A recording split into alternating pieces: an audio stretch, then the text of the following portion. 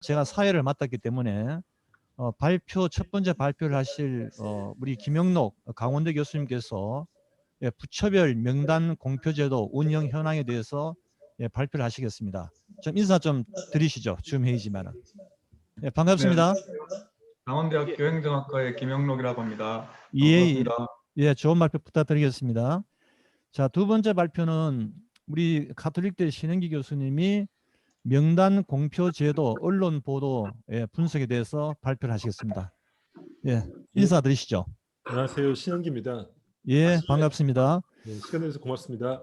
예, 제가 이게 뭐 사회를 많이 봅니다만 이렇게 많은 토론자를 모시는 그런 발표가 잘 없습니다. 무려 오늘 6분을 또 모시는데 한 분 한 분이 뭐 다 그 분야에서는 다 이게 쟁쟁하신 분들을 이게 다 섭외하신 것 같아요. 먼저 우리 이종원 가톨릭대 교수님을 소개하겠습니다. 인사드리시죠. 네, 반갑습니다. 네. 예, 반갑습니다. 이 과제에 사실은 저와 이수광 교수는 공동 연구진이라서 아, 그러시구나. 그래도 토론자에 들어와 있는 분명히 거죠. 그냥 넣어놓은 것 같습니다. 네. 아, 알겠습니다. 그래도 인사는 하시죠. 뭐. 네, 우리 안녕하세요. 네. 국민대 이수광 교수님 인사드리시죠. 곧 들어오실 겁니다. 이제. 아, 곧 들어옵니까? 알겠습니다. 그 다음에 저도 어제 이제 제가 이 PPT를 다 봤습니다. 보니까 굉장히 중요한 연구를 했더라고요. 왜냐하면 특히 우리나라가 이 공정, 뭐 요새 이 정의, 절차 이런 데 대해서 굉장히 요새 그 관심이 많은데 이 분야가 아마 진작 달라졌어야 되는데 그동안에 아마 사각지대에 놓여 있었던 것 같아요. 그래서 아마 제가 이제 보니까 특히 환경, 노동, 뭐 조세, 문화 이 분야에서 특히 이런 공표제도가 굉장히 많이 된 것 같더라고요. 그래서 먼저 우리 환경 분야에 한국환경정책평가연구원 선임연구위원이시고 부원장을 역임하신 우리 이병국 박사님을 소개하겠습니다. 인사드리시죠. 예, 안녕하세요. 반갑습니다. 예, AI 고맙습니다. 이병국입니다. 예. 다음에 한국노동연구원의 박명준 박사님을 소개해 올리겠습니다. 인사해 주시죠. 네, 안녕하세요. 노동연구원의 박명준이라고 합니다. 예, 반갑습니다. 우리 박명준 박사님은 이렇게 참 이게 보니까 수요자 위주로 하신 것 같아요. 이게 화면을 두 개를 띄워주셨네요. 하나는 굉장히 멋있는 그림만 띄워주시고 또 이제 또 이렇게 본인의 또 이렇게 그 화면도 나오니까 너무 좋은 것 같습니다. 다음에 전 국세청 과장을 역임하시고 현재 변호사로 재임하시는 최승훈 변호사님을 소개하겠습니다. 인사드려 주시죠. 네, 안녕하세요. 최승훈 예, 변호사입니다. 예, 반갑습니다. 그리고 마지막 토론자로 문화체육관광부 사무관이신 우리 박설린 사무관님을 소개해 올리겠습니다. 인사 드리시죠. 네, 문체부 체육진흥과 박설린 사무관입니다. 아, 예, 반갑습니다. 아마 공무원이시기 때문에 아마 유일하게 마스크를 끼신 것 같습니다. 우리 다른 분들은 지금 자기 개인 연구실이 있으니까 이렇게 마스크를 벗고 하는데 아마 상당히 힘이 드실 것 같네요. 그죠? 또 우리 그 사회정책 총괄 담당관이신 우리 최원석 국장님이시죠? 아니 거기에 이제 담당 우리 서기관이 있습니다. 예. 아, 서기관이 있어요. 알겠습니다. 인사 드리시죠. 네, 안녕하세요. 교육부 심원수사관입니다. 고맙습니다. 예.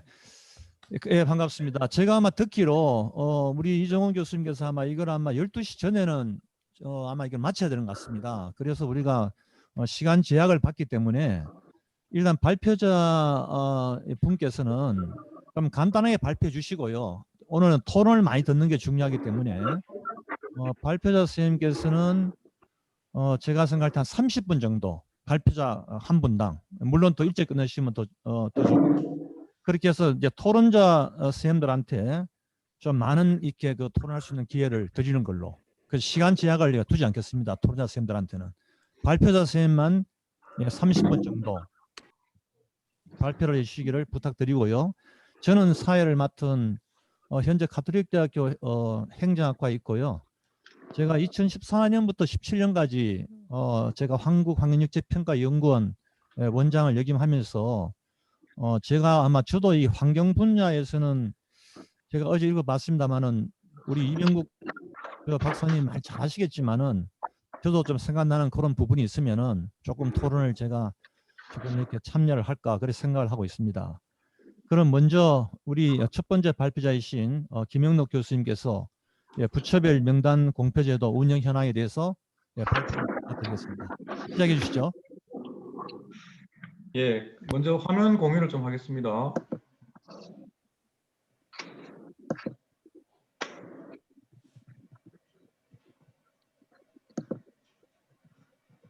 잘 보이시죠? 네. 네. 예, 먼저 발표를 맡은 첫 번째 발표를 맡은 강원대학교 행정학과의 김영록이라고 합니다. 오늘 존경하는 우리 박광국 교수님 사회 뵙게 돼서 또 오랜만에 뵙게 돼서 반갑고 또 인사드리겠습니다. 또 여러 선생님들 또 우리 정부 부처 또 토론자로 참여해 주셔서 감사드립니다.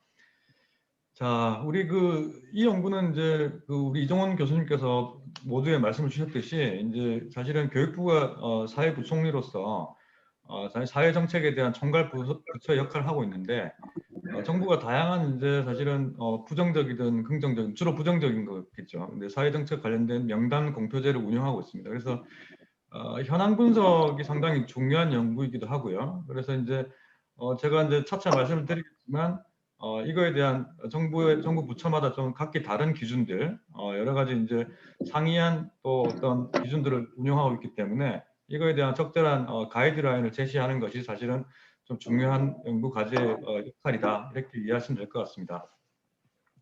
뭐 제목은 이렇고요. 예. 자, 그래서 이제 연구가 뭐 상당히 많이 진행이 되었습니다만은 오늘은 이제 연구에 대한 소개를 좀 드리고 또 저희가 수행했던 명단 공표 제도의 현황 조사들 그리고 해외 사례들 그리고 이제 효과 분석 이렇게 해서 좀 말씀을 드리도록 하겠습니다. 효과 분석 쪽은 이제 우리 가톨릭 대학교 행정학과의 신영기 교수님께서 주로 이제 말씀을 또 주실 것 같습니다. 자, 연구의 목적을 간단하게 말씀을 드리겠습니다. 이게 부처에서 우리 행정법상의 이제 의무 위반 또는 의무 불이행이 있는 경우에 이제 명단 공표 제도를 이제 시행하고 있고 또 이제 의무 이행을 확보하는 수단으로서 이 활용도를 점점점 강화하고 있다 이렇게 이해하시면 될 것 같습니다. 그런데 각 부처별로 운영하고 있는 명단 공표의 범위나 절차, 그 효과 이런 거가 사실은 상이한 상황이고 그래서 이를 분석했던 연구도 없고 또 효과성에 대한 사실 분석 이런 것도 사실은 없는 상황입니다. 그래서 선행 연구는 우리나라에서는 거의 없다 이렇게 보시면 될 것 같고 그래서 이제 이 연구는 뭐 이런 이제 명단 공표 제도에 대한 조사 분석, 현황 조사 분석 그리고 개선 방안, 사실 개선 방안이 이제 가이드라인으로 이제 표현될 수도 있을 것 같습니다. 그래서 기본적으로 명단 공표 제도가 어떠한 것은 기본적으로 지켜야 될 것 같다. 그래서 이러한 이제 문제점들을 우리가 좀 파악을 하고 개선하는 이런 것들을 이제 정책 제언으로 제안을 하도록 하겠습니다. 자, 연구 내용도 목적과 이제 연결고리를 가지고 있습니다. 그래서 명단 공표 제도에 대한 현황을 조사하고 문제점 개선점을 이제 발굴해서 사회정책이라는 큰 틀 안에서 운영 방안을 제안하는 것이 되겠습니다. 그래서 우리 이걸 하기 위해서 국내에 대한 조사 그리고 국외 사례 조사 이렇게 좀 진행을 해봤습니다. 자, 연구 방법은 문헌 연구 그리고 해외 사례 연구, 국내 사례 그리고 이제 필요한 경우 이제 오늘 같은 이제 전문가 토론회 이런 것들을 이제 진행을 해서 의견 수렴을 진행하도록 하겠습니다. 그래서 오늘 많은 의견을 주시면은 저희가 이제 정책 제안을 하는데 상당한 이제 도움을 받을 수 있을 거라고 이제 기대를 하고 있습니다. 자, 먼저 이제 명단 공표 제도에 대한 어떤 이론적인 배경을 좀 말씀을 드리겠습니다. 사실 명단 공개라는 것은 영미권에서는 기본적으로 이제 부정적인 공표라는 이제 뉘앙스를 많이 가지고 있습니다. 자, 그런데 부정적 공표를 하는 이유는 크게 세 가지로 이제 우리가 볼 수가 있을 텐데 첫 번째는 이제 수요자, 시민에 대한 정보의 제공 이런 차원에서 접근할 수 있겠죠. 그래서 행정기관이 어떤 공공이익 측면에서 국민들에게 어떤 부정적 이익을 미치는 사안에 대해서 미리 사전적으로 알림을 함으로써 위험을 사전에 예방하고자 하는 목표 이런 것 차원이 있고 또 두 번째 의의는 사실은 이제 피규제 대상에 대해서 경고하는 의미가 있습니다. 그래서 행정기관이 어떤 공공이익을 해치는 기업이나 개인에 대해서 잘못을 널리 알리는 행위를 통해서 그들이 앞으로는 잘못된 행동을 하지 못하도록 이런 이제 어떤 경고의 의미 그리고 사회적 평판을 중시하는 기업이나 개인일수록 이런 이제 부정적 공표에 대한 효과, 예방 효과가 사실 상당히 크다 이렇게 볼 수 있겠습니다. 자, 세 번째는 이제 피규제 대상에 대한 제재의 의의가 있습니다. 그래서 이제 개인과 기업에 대해서 위반 활동을 했을 경우에 향후에는 이런 일이 벌어지지 않도록 어떤 금전적, 비금전적 손실에 대해서 제재하는 이런 그래서 개인과 기업의 잘못을 단순히 공개하는 행위만으로도 해당 개인과 기업에 대해서 제재하는 효과를 거둘 수 있기 때문에 사실은 이런 명단 공표 제도가 계속 비교적 활발히 이제 계속 진행이 되고 있다 이렇게 볼 수 있겠습니다. 자, 미국에서는 사실은 이제 APA라고 해서 행정절차법에 사실은 이제 이 근거를 두고 있는 상황인데 이제 행정절차법에서는 법규 위반 등에 대해서 피규제 대상에 대한 명단을 공표할 수 있다 이 정도로 이제 규정이 되어 있고 사실은 이에 따라서 다양한 규제 관련 연방 행정기관들 FDA라든지 사실은 여러 가지 기관들이 있을 수 있는데 부정적 공표를 자체적인 어떤 근거에 따라서 자율적으로 시행하고 있는 상황입니다. 자, 그리고 행정기관의 어떤 부정적 공표에 대해서는 미국 법원 역시 상당한 이제 비교적 넓은 재량을 인정하고 있는데 연방 형량의 어떤 가이드라인 같은 데 따르면은 법원은 법률 위반 조직에 대해서 그 위반 사실과 기소 내용, 처벌 내용 등을 법원이 형식과 미디어에 공개할 수 있도록 명령할 수 있다. 자, 이러한 이제 재량권을 인정하고 있는 상황이고, 자, 영국 같은 경우도 좀 유사한데 이제 부정적 공표는 2007년에 제정된 이제 관련 법에 근거를 하고 있습니다. 자, 이 법에 따르면 위법 행위를 저지를 기업에 대해서 벌금만으로 별 영향이 없는 경우에, 받지 않는 경우에 기업의 어떤 그 부정적인 행위에 대한 기소 내용을 공개할 수 있도록 명령할 수 있고, 사실은 이 법 자체는 비교적 최근에 2007년이면 비교적 최근에 제정된 법이다 이렇게 볼 수 있겠습니다. 이제 호주 역시 관련 법이 있고요. 이제 법원이 이제 이 법에 따라서 자신이 어떤 저지를 위반 행위나 그런 행위에 대해서 손해를 공개할 수 있도록 명령할 수 있다 이렇게 되어 있습니다. 자, 그런데 이제 명단 공표 제도가 이렇게 이제 어떤 법률적 근거나 기관의 어떤 자체적인 기준에 따라서 공개를 하고 있는데 사실 공표 제도가 문제점도 상당히 있는 것으로 지금 해외 사례를 보니까 나타나고 있습니다. 자, 행정기관 같은 경우는 사실은 이제 개인과 기업의 위법 행위를 공개함으로써 사실은 이제 경고 또는 처벌을 할 수 있지만 그 공개 내용이 비교적 정확하지 않은 경우 또는 확정되지 않은 경우가 있어가지고 개인과 기업에 대해서 사실은 한번 공개를 해버리면은 돌이킬 수 없는 손실을 발생시키는 문제, 자, 이런 문제가 있습니다. 이거는 사실 우리나라도 사실 비슷한 사례들이 발생하고 있는 부분이기도 합니다. 자, 두 번째는 이제 위법 행위를 저지를 개인과 기업의 명단을 공개할 경우에 어떤 절차를 밟아 이루어지는지에 대한 명확한 절차가 잘 안 나타나서 사실 이러한 이제 적절한 절차, 사실 적절한 절차는 행정의 원칙, 사실은 굉장히 중요한 원칙이라고 할 수 있는데, 자, 이런 원칙에 위배되는 문제가 있다고 할 수 있겠고, 자, 세 번째는 이제 행정기관이 사실은 여러 가지 그 동기로 명단 공개를 시행하고 있지만, 자, 이런 부정적 공표가 어떤 법적 근거에 이루어지는지 사실 불분명한 문제가 있습니다. 뭐 다 그런 건 아니지만, 자, 불분명한 명단 공개도 있다는 것이죠. 자, 마지막으로 이제 행정기관의 어떤 부정적 공표로 인해서 금전적, 비금전적 손실을 입은 개인과 기업이 사실은 향후에 이런 것들이 잘못된 공개다, 사실 오류가 있었던 공개다 이렇게 밝혀져도 한번 입은 손실이 회복이 되지 않는 문제, 그래서 사실은 마땅한 구제책이 없는 문제, 자, 이런 것들이 있습니다. 그래서 사실은 이제 이런 거에 대해서 구제 절차를 명확하게 갖추는 부분들, 이런 것들을 우리가 한번 고민해 볼 필요가 있고, 자, 미국에서는 연방기관 중에 유일하게 CPSC가 이러한 관련된 구제 절차를 가지고 있습니다. 그래서 우리나라도 제도를 도입할 때 이런 이제 구제 절차 부분에서는 상당한 이제 시사점을 준다 이렇게 볼 수가 있겠습니다.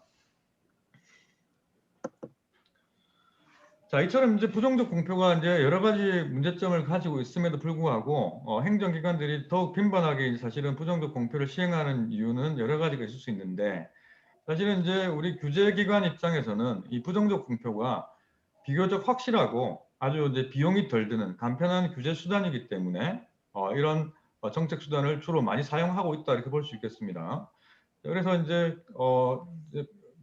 규제 대상에 대해서 사실은 이제 여러 가지 규제를 하기 위해서는 권한과 자원이 필요한데 이런 경우가 사실 부족하죠. 그래서 이제 명단 공표 제도는 사실은 비용이 덜 들고 아주 손쉬운 규제 수단이기 때문에 규제기관 입장에서는 자주 이것을 사용할 수밖에 없다는 것이고, 또 행정기관 입장에서는 이 부정적 공표가 요즘 이제 미디어의 발달, 인터넷, SNS 등 미디어의 발달과 더불어서 이 효과성이 점점점 커지고 있다 이렇게 볼 수 있겠습니다. 그래서 사실 환경 변화와 더불어서 이 정책 수단이 더욱더 활용도가 높아지고 있는 상황이다 이렇게 우리가 이해할 수 있겠습니다.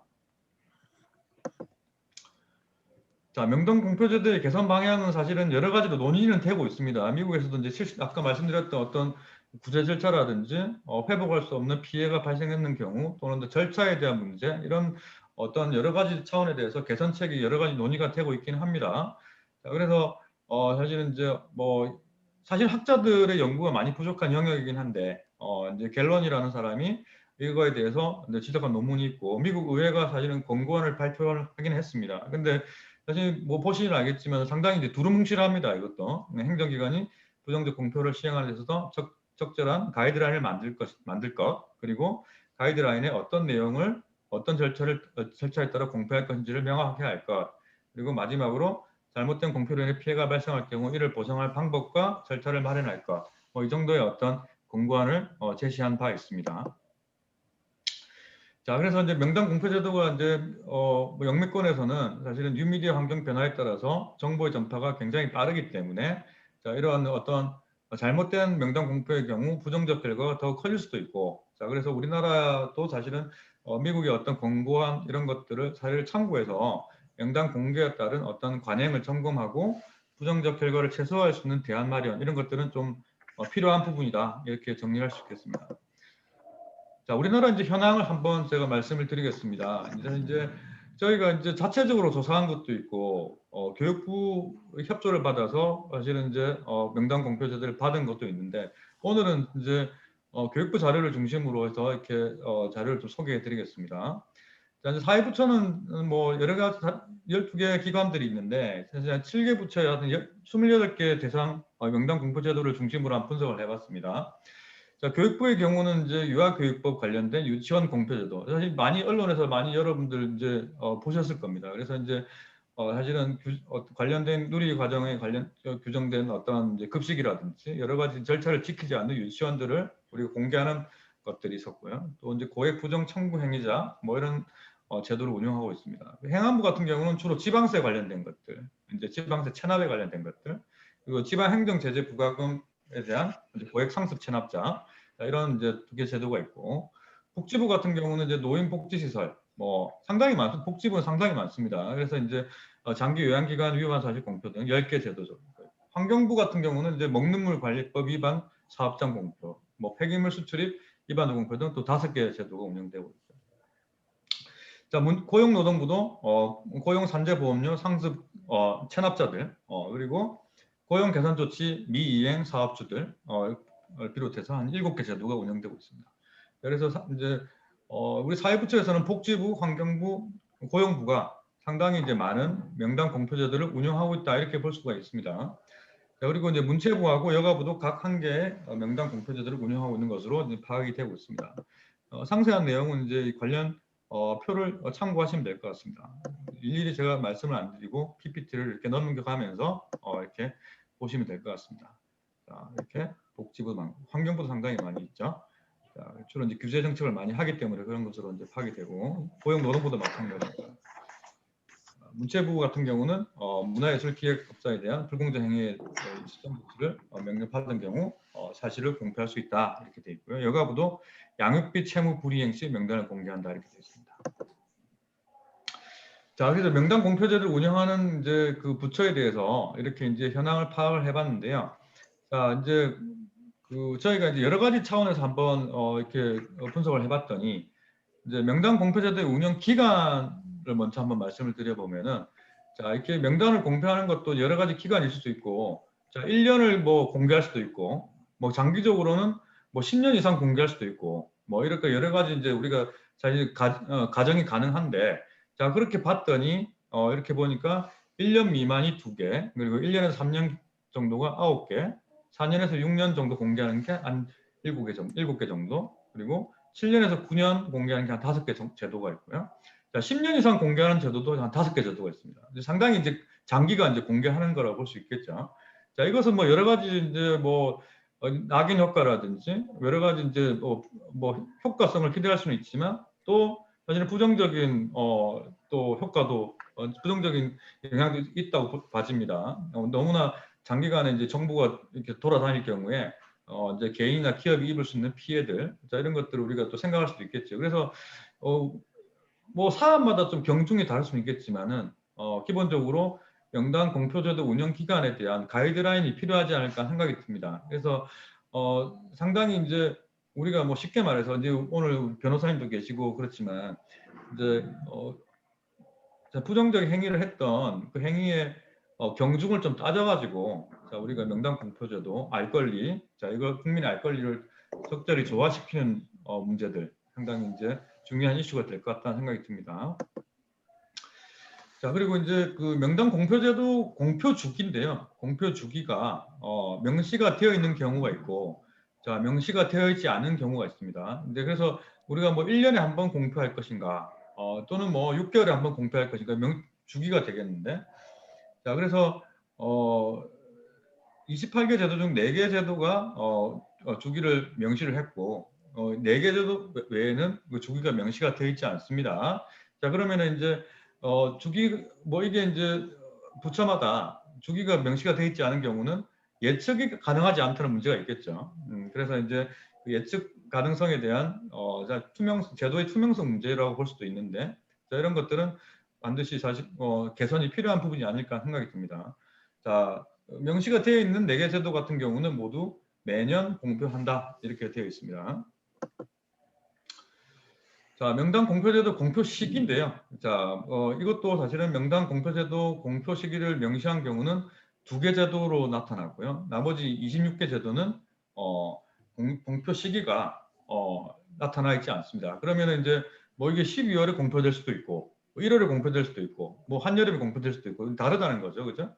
자, 그래서 이것도 사실은 어느 정도 제도에 대한 설계가 필요하지 않을까 생각이 듭니다. 자, 이제 공표 시기가 명시된 경우는 3월 31일과 5월 30일 이 2개로 나타났습니다. 자, 공표 방법인데요. 이제 이것도 사실은 이제 굉장히 최근에 이제 뉴미디어의 발달, 사실은 이제 환경 변화에 따라서 굉장히 중요한 이슈라고 볼 수 있겠습니다. 자, 그런데 지금 명단 공표제도 공표 방법 중에 대부분의 제도가 2개 이상을 활용하고 있습니다. 자, 그 중에서 가장 많은 것이 홈페이지 게재입니다. 그래서 이제 부처의 기관의 홈페이지 게재가 23건으로 가장 많았고, 방송 및 신문 등 언론을 통한 공표가 12건, 그리고 관보를 활용한 게재가 11건으로 나타났습니다. 그래서 어떤 기관은 관보만 게재하는 경우도 있고요. 또 어떤 기관은 방송 신문을 활용하는 경우가 있고, 홈페이지 게재는 상당히 많은 것으로 나타났습니다. 자, 그리고 일부 명단 공표제도 같은 경우는 구체적인 공표 방법을 규정하지 않고 있습니다. 자, 그래서 공표 시에 이제 공표하는 순간에 공표 방법을 정하도록 규정하고 있다. 자, 이렇게 볼 수 있겠습니다. 그래서 사실 이 부분도 이제 일률적으로 이제 뭐 규정하는 것은 기관마다 상황이 다를 수 있는데, 자, 그래서 이 부분도 전문가 선생님들의 의견을 좀 받아서 정리가 필요한 부분은 한번 정리를 해보는 것도 방법이지 않을까 생각이 듭니다. 자, 이 명단 공표 제도를 이제 공표를 할 것인가 말 것인가 여러 가지를 결정하는 위원회 조직을 운영하는 여부인데요. 예, 이제 여기는 명단 공표 제도 심의위원회를 운영하고 있는 제도가 뭐 우리 연구진에서는 사실 이제 뭐 사실 현황 조사를 할 때는 대부분의 기관들이 이걸 운영하지 않을까, 운영하고 있다고 생각했는데 실제로 반 이상이 운영하고 있지 않았습니다. 그래서 28개 제도 중에 운영하고 있는 경우는 약 한 36%에 그치고 있고, 자, 18개 제도 같은 경우는 별도의 심의위원회를 운영하지 않은 것으로 나타났습니다. 그래서 심의위원회 사실 제도의 어떤 공정성이라든지 또 공표에 대한 절차라든지 또 공표 여부를 결정하는 어떤 절차를 규정할 때 위원회 조직을 운영하는 것이 적절할 텐데, 사실은 이런 것들이 뭐 구성이 안 돼 있는 경우도 상당히 있었다 이렇게 볼 수 있겠고, 자, 심의위원회를 운영하는 경우에는 심의위원회 수가 평균적으로 약 16명 정도. 자, 그래서 위원회 운영 경우에는 기관의 내외부 위원을 위촉을 해서 운영을 하고 있는 것으로 나타났습니다. 자, 이것도 이제 명단 공표제도 이의 제기 절차인데요. 아까 이제 미국 같은 경우 이제 구제 절차를 이제 가이드라인에 이제 좀 이렇게 제시를 하고 있었는데, 자, 우리나라 같은 경우도 사실은 명단 공표제도의 이의 제기를 절차를 규정하고 있는 데도 있습니다. 그래서 이제 명단 공표제도 중에 이의 제기 절차를 근거 법률상에 명시하는 경우가 약 한 18개 제도 정도 있었습니다. 그리고 명시하지 않은 경우 한 10개 제도 정도 이렇게 되어 있습니다. 그래서 이의 제기 관련된 이제 법 규정은 상당히 어떻게 보면은 다수 부처가 이것을 운영하고 있다 이렇게 볼 수 있겠습니다. 그래서 명단 공표제도의 이의 제기 절차가 이제 미비한 경우는 사실 이것을 보완하는 쪽으로 제도 개편이 이루어질 필요가 있겠다는 생각이 듭니다. 자, 제가 말씀드리는 것은 이제 여기까지고요. 그 이후에 이제 발표는 우리 신 교수님께서 진행을 해주시겠습니다. 감사합니다.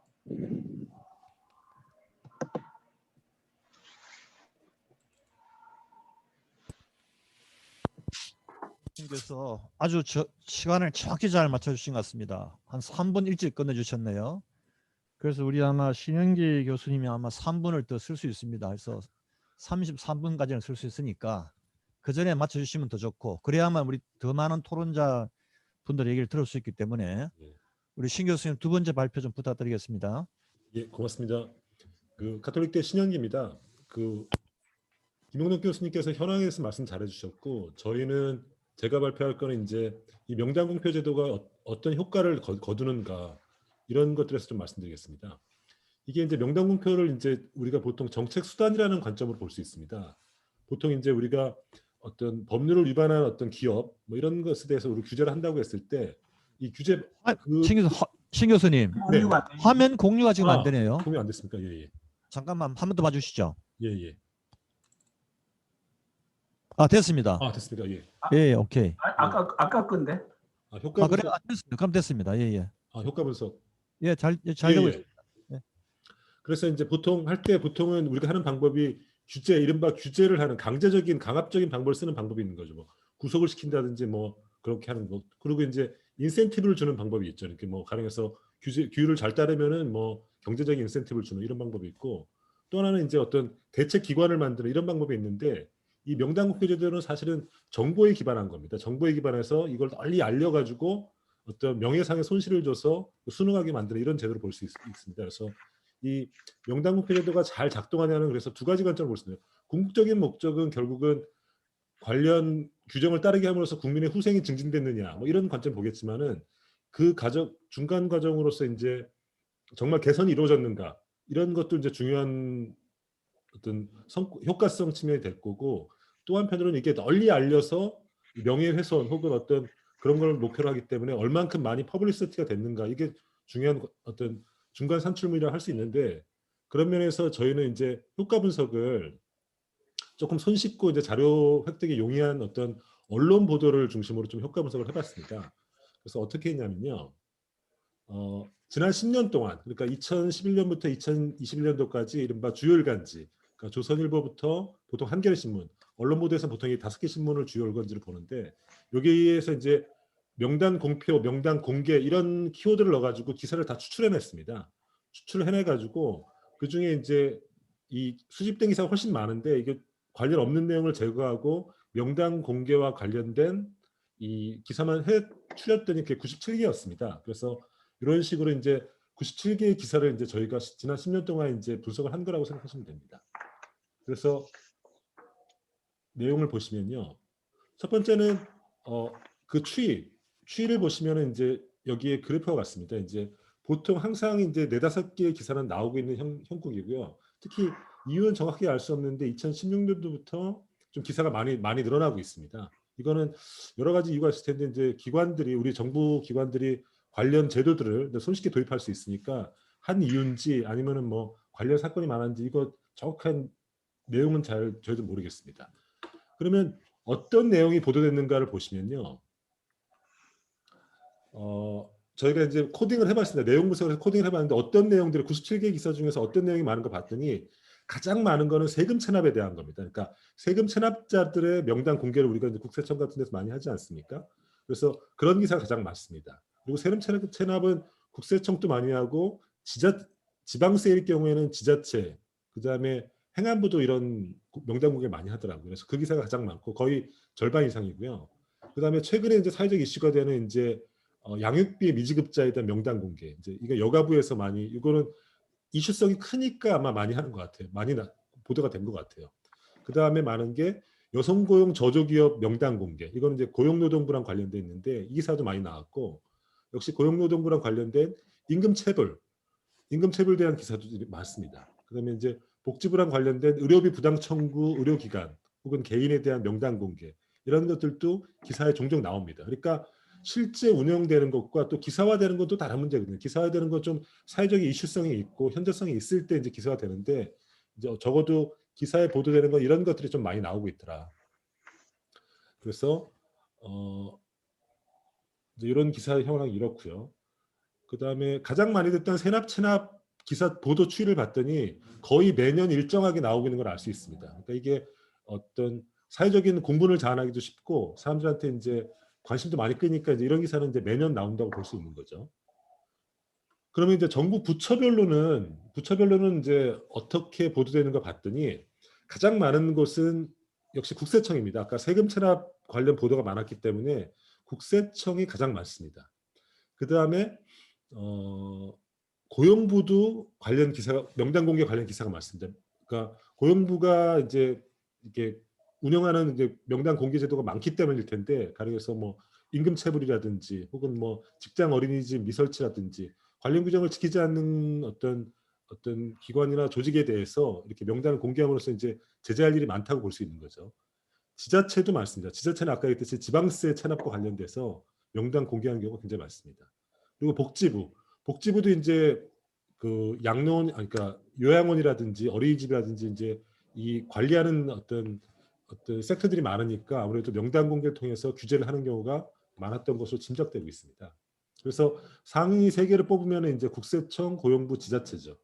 그래서 이 상위 3개 부처의 이제 연도별 보도 추이를 봤는데 이거는 이제 뭐 큰 패턴이 발견되지는 않고 어쨌든 이제 매년 이렇게 보도가 되고 있다. 이렇게 이 정도로 이해하시면 될 것 같습니다. 그다음에 역시 각 부처들의 정부 기관들의 어떤 연도별 보도인데 이것도 참조하시면 될 것 같고요. 이런 게 관심 있을 것 같은데 마지막으로는 각 부처별로 어떤 내용들의 명단 공개가 언론에 보도되고 있는가 이런 것들인데요. 일단 가장 많이 보도됐던 국세청 같은 경우는 세금 보도됐을 때 명단 공개가 언론에 보도됐을 때 세금 체납에 대한 내용이 거의 전부입니다. 고용노동부의 경우에는 여성고용 저조기업에 대한 명단 공개, 임금체불에 대한 혹은 장애인 의무고용 저조기업에 대한 명단 공개, 그다음에 직장 어린이집도 설치하도록 되어 있는데 미설치한 것에 대한 명단 공개가 이루어지고 있고 그게 보도되는 경우가 많죠. 지자체는 세금 체납, 아까 지방세 체납에 대한 명단 공개를 보도하는 경우죠. 그다음에 최근 기사인데 이거는 코로나 예배 교회들의 명단 공개했던 경우가 있었는데 이것도 이제 언론 보도가 됐더라고요. 복지부도 역시 많은 걸 운영하고 있는데 보도된 거는 건보료 체납에 대한 명단 공개가 됐다는 거. 그다음에 복지시설 운영 실태들, 그러니까 기준을 준수하지 못했다 이런 것들이 명단 공개했고 그게 보도되는 거죠.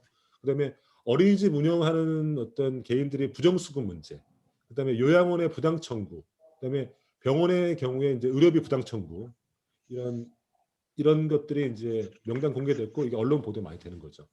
행안부의 경우에는 이제 과징급 체납이라든지 세금 체납에 대한 것들이 보도가 되고요. 여가부는 이제 양육비 미지급, 특히나 양육비 미지급은 보도가 굉장히 많이 됐었어요. 이거 상대적으로 이거는 이제 최근에 이제 사회적 이슈가 많이 됐기 때문이죠. 교육청 같은 경우는 교육부나 교육청 같은 경우는 이제 교내 성범죄자들 명단 공개한 내용들, 그다음에 이제 비리 유치원들 뭐 이런 것들, 그다음에 국토부 경우에는 이제 세금 체납과 하도불 체불 같은 경우, 기재부에는 이제 공공기관 인사비리 이런 것들이 이제 보도가 됐었고요. 증권거래소는 한국증권거래소도 보도가 된 게 있었는데 이건 역시 세금 체납과 허위 공시 문제, 관세청도 역시 세금 체납, 식약처는 이제 과대 광고, 이제 식품의약에 대한 어떤 과대 광고 이런 것들이 이제 보도가 됐습니다. 그래서 이제 여기는 이제 보도된 거는 딱 이제 사회부처만 돼 있지는 않지만 어쨌든 이런 내용들이 주로 이제 보도되고 있다라고 말씀드릴 수 있겠습니다.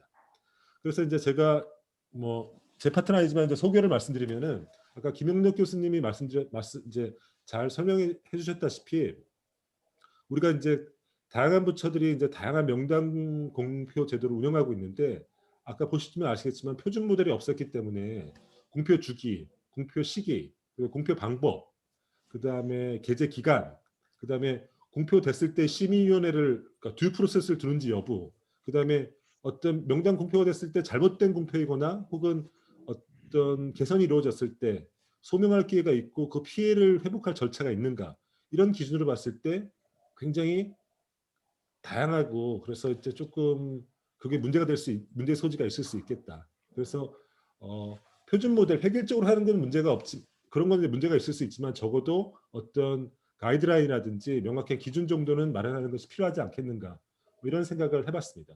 특히 우리가 이제 규제기관의 입장뿐만 아니라 사실상 이것이 국민의 후생과 직결된 문제이기 때문에 그리고 그 피규제 대상도 사실은 국민의 일부분이기 때문에 그들의 피해를 어떻게 회복할 것인가 이런 문제에 대해서 우리가 상대적으로 고민이 적은데 이 문제에 대해서도 저희가 조금 고민을 해봐야 되지 않을까 이런 생각을 잠정적으로 하고 있습니다. 네, 이상으로 저의 발표를 마치겠습니다. 네.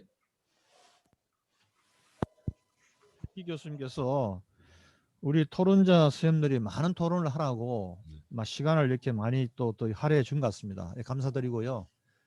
발표를 아주 잘 들었습니다. 아주 이 연구가 뭐를 하는지 굉장히 명료하게 조목조목 이렇게 지적을 해줬기 때문에 아마 토론자 선생님들이 이런 부분을 중심으로 아마 토론하면은 굉장히 아마 생산적 토론이 되지 않을까 저는 그런 생각을 합니다.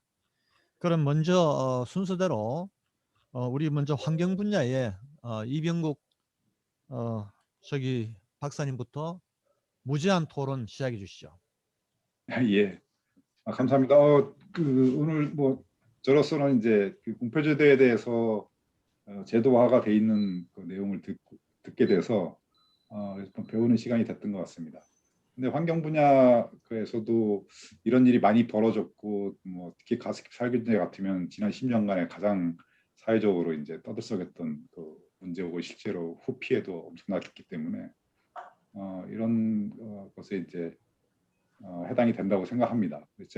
저는 쭉 설명을 들으면서 이게 국민의 알 권리하고 피해 구제 그 두 개의 이제 균형이 잡혀야 되는 그런 제도가 아닌가 싶습니다. 환경 분야에서는 예전부터 뭐 CSR이나 최근에 그 뭐 ESG나 이런 거에 대한 얘기가 나오고 있기 때문에 기업에서는 사회적 책임을 충분히 져야 되는 면이 있어서 이런 것들이 만약에 피해가 있었다면 문제가 생겼다면 그걸 적극적으로 알려주는 게 필요하다고 생각이 듭니다. 미국 같은 경우에는 그 EPA에서 만약에 환경 기준을 위반했다 이런 경우에는 그 미국이 워낙 이제 그 소송에 의해서 뭐 이런 다툼이 많기 때문에 환경 기준을 위반한 기업과의 소송을 적극적으로 EPA 뉴스레터 등으로 알려줍니다.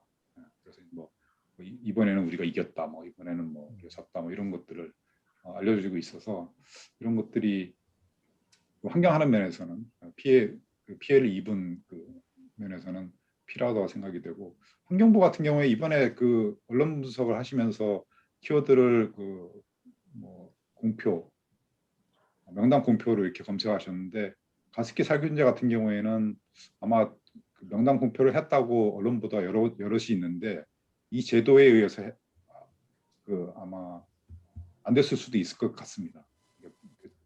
법이 만들어진 게 그 후기 때문에 그래서 이제 키워드 분석에서 가습기 살균제 같은 경우에는 왜 빠져 있는지 조금 그 약간 의아하긴 합니다. 하지만 환경부 같은 경우에는 뭐 그다지 인기가 없어서 그런지 홈페이지나 이런 데서 적극적으로 이런 걸 그 뭐 위반 사실이나 이런 걸 그 알려주기는 하는데 언론에서는 잘 안 받아줍니다. 가습기 살균제처럼 워낙 사회적 문제가 컸으면은 그게 보도가 됩니다만 뭐 조세 포탈 해가지고 뭐가 문제 있다 그러면 인기는 단어라서 이제 적극적으로 언론에서 받아주는 것 같고 그렇지 않은 경우에 안 받아주는 경우가 있어서 제 생각으로는 만약에 이걸 이제 어떻게 그 제도화할 거냐 하는 면에서 명단을 공표하고 어떤 매체를 통해서 할 거냐에 대해서는 최근에 SNS가 기본적으로 가장 널리 쓰이는 것이긴 합니다만 제가 보기에는 홈페이지하고 언론하고 그다음에 관보하고 이렇게 보면 저도 과거에 있는 이런 자료들을 검색을 할 때 굉장히 중요하게 보는 것 중에 하나가 관보거든요.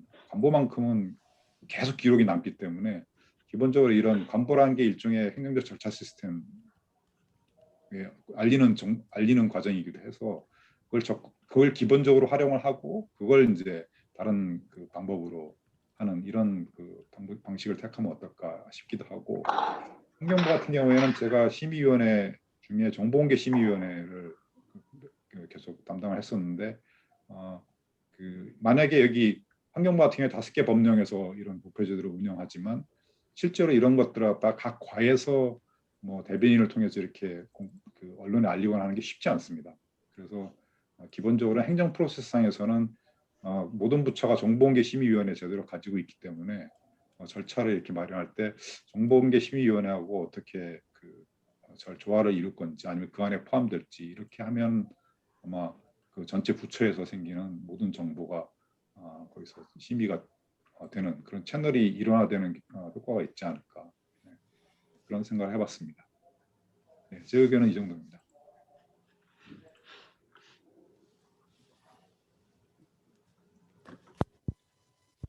예, 이어서 우리 노동 분야의 박명진 박사님 좋은 토론 부탁드리겠습니다. 네, 안녕하세요. 노동연구원의 박명준이라고 합니다. 예, 제가 이 화면을 2개 띄운 이유는 제 연구원 컴퓨터의 스피커가 잘 안 돼가지고요. 그래서 제 아이패드를 띄워서 소리용으로 하나를 쓰고 있어서 그렇습니다. 네. 아무튼 수요자 친화적으로 해석해 주셔서 감사하고요. 저로서는 굉장히 낯선 사실 주제입니다. 저희가 이제 노동 연구를 하거나 저는 또 개인적으로 이제 사회학을 베이스로 해서 연구를 하는데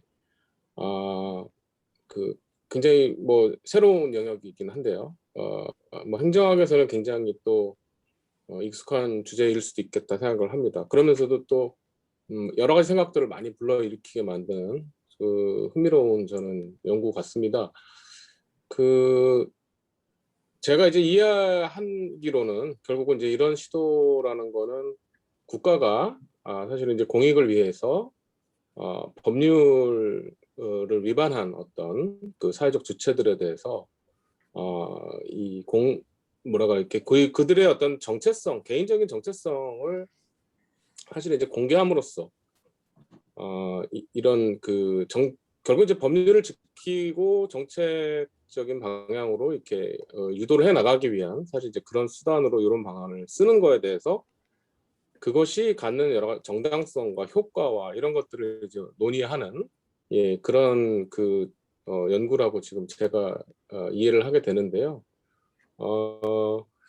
사실은 이제 뭐 잘하는 어떤 뭔가를 잘 지키고 뭔가를 성취해내고 하는 주체들을 이제 그들을 또 아이덴티파이해서 이제 인센티브를 주거나 하는 그런 이제 방식도 있겠지만 이제 이건 이제 네거티브한 방식으로 어떻게 보면 약간 사회적 낙인을 찍는 방식인데요.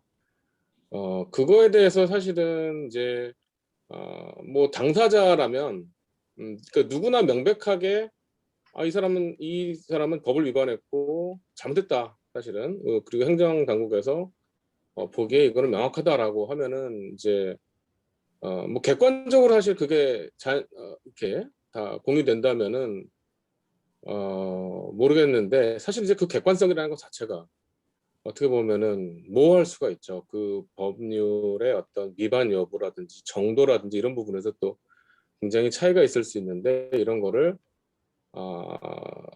글쎄요, 이거를 여기에서 이제 낙인 찍히는 사람들의 뭐랄까요, 어떤 기본권이랄까요?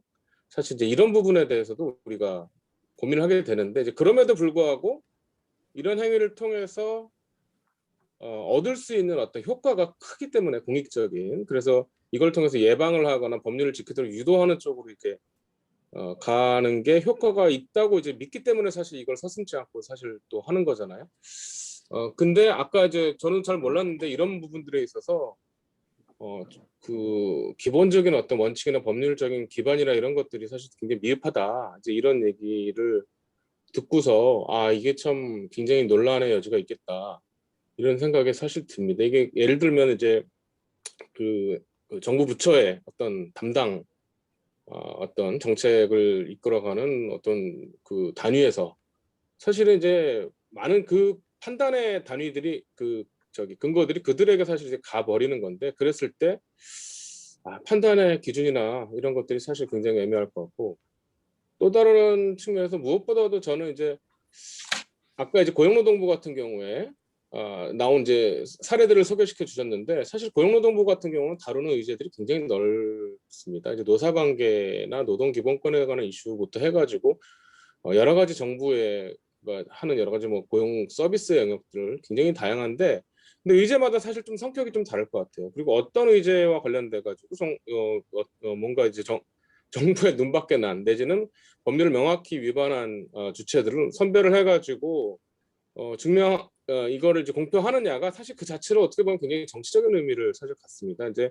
해당 부처가 해당 시기에 미는 어떤 정책과 그 정치적인 뉘앙스가 큰 영역들을 위주로 이거를 이제 선별할 수가 있는데, 그게 굉장히 임의적일 수도 있는 거죠.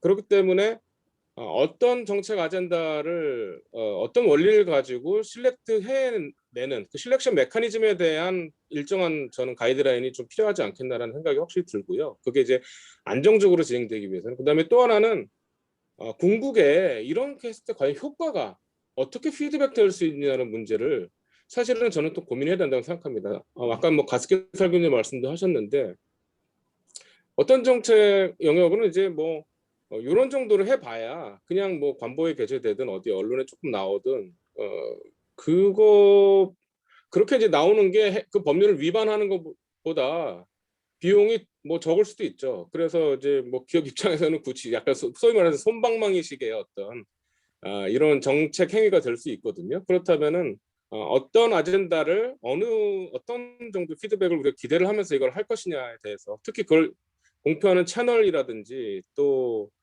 정도라든지 이런 여러 가지 것들에 대해서도 저는 기본적인 원리가 정립이 되어야지 사실은 이 정책이 효과성이 있을 것 같다. 이제 이런 생각입니다. 그래서 좀 원론적인 뭐 제 기본 생각을 말씀드렸는데, 어쨌든 전반적인 이런 문제를 우리가 우리 사회에서 그냥 이렇게 담당 어떤 뭐 약간 중급 하급 관료들한테 그냥 맡겨버리는 것이 아니라, 이게 사실은 어떻게 보면 우리가 인권 감수성과 공익성이라는 그 두 가지의 기준을 어떻게 더 세심하게 섬세하게 우리 사회에서 실현시킬 것인가를 고민하는 그런 그 연구라고 생각이 들어서 아무튼 이런 측면에 좀 더 고민을 해주셔서 좀 더 정교한 방안들이 이렇게 담아졌으면 좋겠다, 이런 생각이 듭니다. 예, 이상입니다. 아주 좋은 토론, 굉장히 이렇게 고민을 많이 해야 될 그런 부분을 얘기해 주신 것 같습니다. 그 요새는 결국 이제 국민의 알 권리하고 그 다음에 그 개인의 자유권이라든지 기업 자유권 침해하고 기업의 어떤 재산권을 침해한 것도 이거 굉장히 심각한 문제이기 때문에 이걸 어떻게 이제 형량을 할 것인가는 그런 부분을 보면은 최근에 사실 정보 기술이 많이 발전하면서 우리가 어떻게 보면은 근대 이전까지는 사실 소수가 다수에 대한 폭력을 행사했다면은 지금 근대 이후 현대에 오면요, 오히려 다수가 지금 소수자를 갖다가 이 폭력을 행사하는 완전 상반된 지금 그런 현상이 나타나고 있거든요. 이런 부분을 이제 이슈가 셀 연삭에 확 떠오르면은 그걸 그냥 마녀 사냥하듯이 그냥 가져가 버리는 이런 부분에 대해서는 이제 굉장히 이번 이 연구에서 많은 고민이 돼야 되지 않겠나 하는 그런 부분을 잘 짚어주신 것 같습니다. 아마 오늘 토론의 이제 하이라이트는 역시 이제 이거는 이제 법적인 문제이기 때문에 우리 이제 이게 변호사님께서 이제 아주 이걸 잘 좀 오늘 이걸 잘 이렇게 좀 뭉뚱그려 가지고 정말 이 연구가 좀 이렇게 양질 연구가 될 수 있도록 심도 있는 그런 토론을 하셔야 될 것 같습니다. 물론 조세 분야를 터치하지만은 우리 최승훈 변호사님 무제한 토론 예. 좀 해주십시오. 예. 다른 분과 달리 저한테는 부담을 많이 주시는 것 같은데요.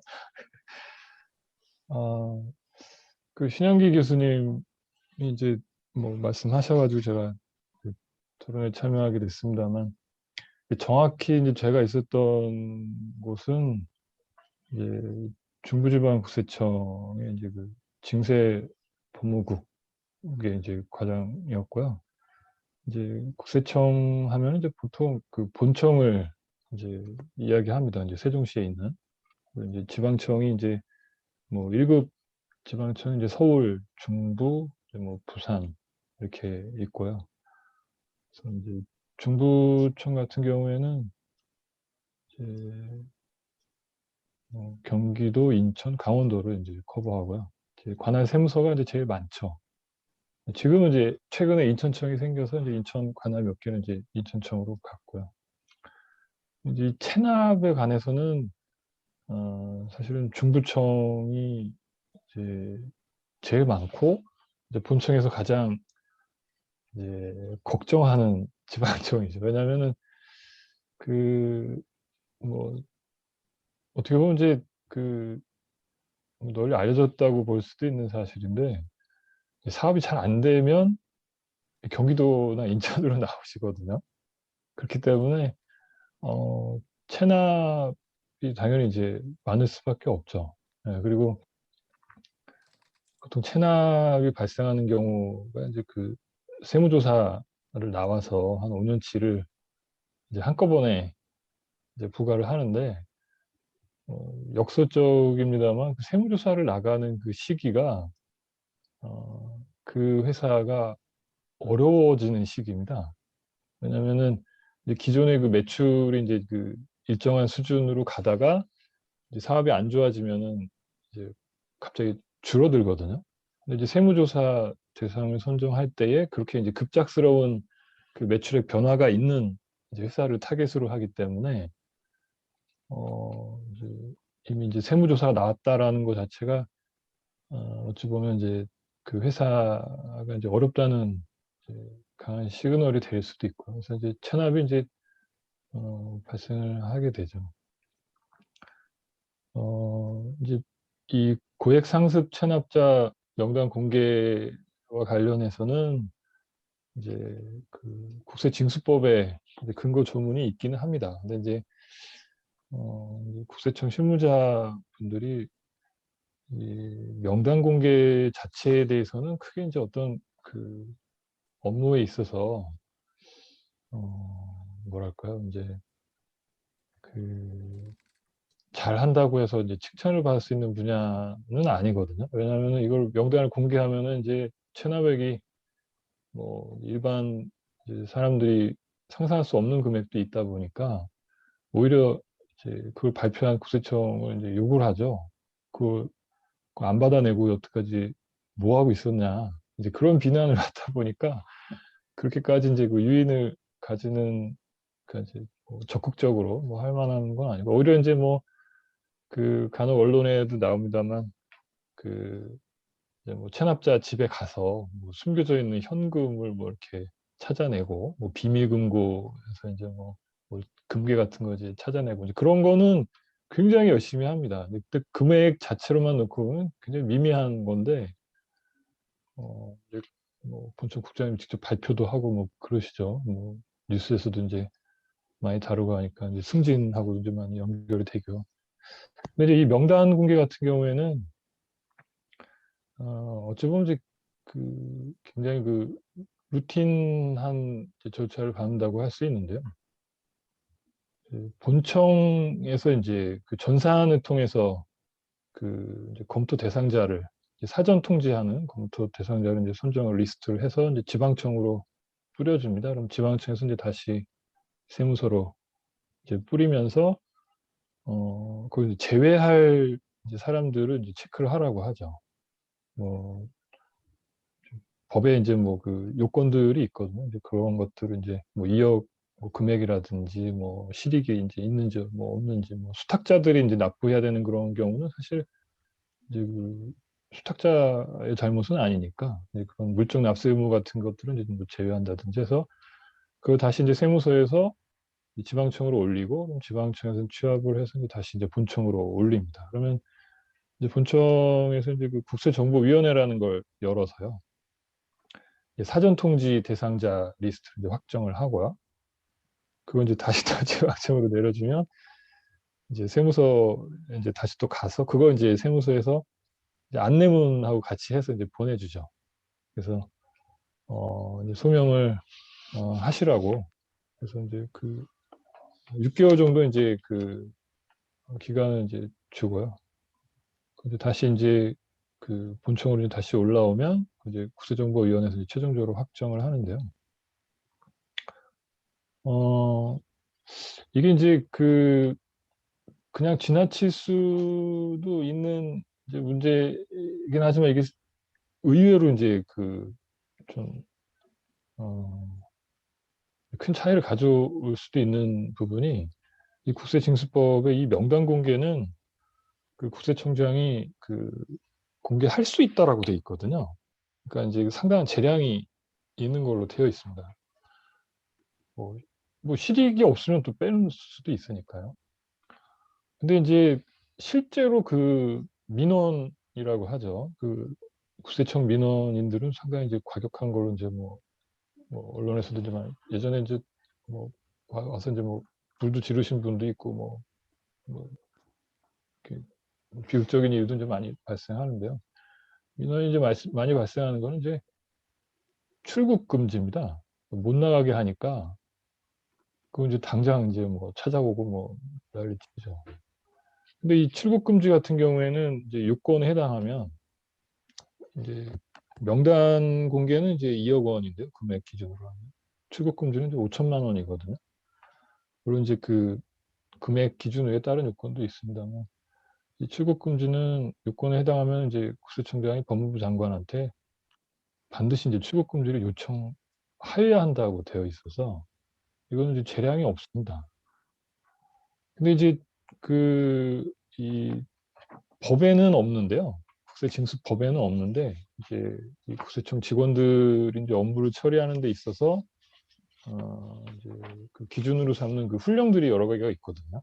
이 명단 공개 같은 경우에는 이제 국세징수 사무처리 규정이라고 있는데요. 거기 보면은 그 출국 금지 요청 이제 그 대상자에 해당하는지 여부로 이제 검토를 할 때 그 명단이 공개된 사람들을 이제 이제 대상으로 이제 하게 되어 있습니다. 그러니까 이제 뭐 명단 공개된 그 사람들만은 아니지만 명단이 공개된 사람들은 필수적으로 그 대상에 들어가는 거죠. 그러니까 명단 공개 자체는 이제 재량으로 이제 리스트로 이제 정하는데요. 일단 이제 풀에 들어가게 되면 이제 출국 금지에 이제 그 검토 대상자가 되는 거고요.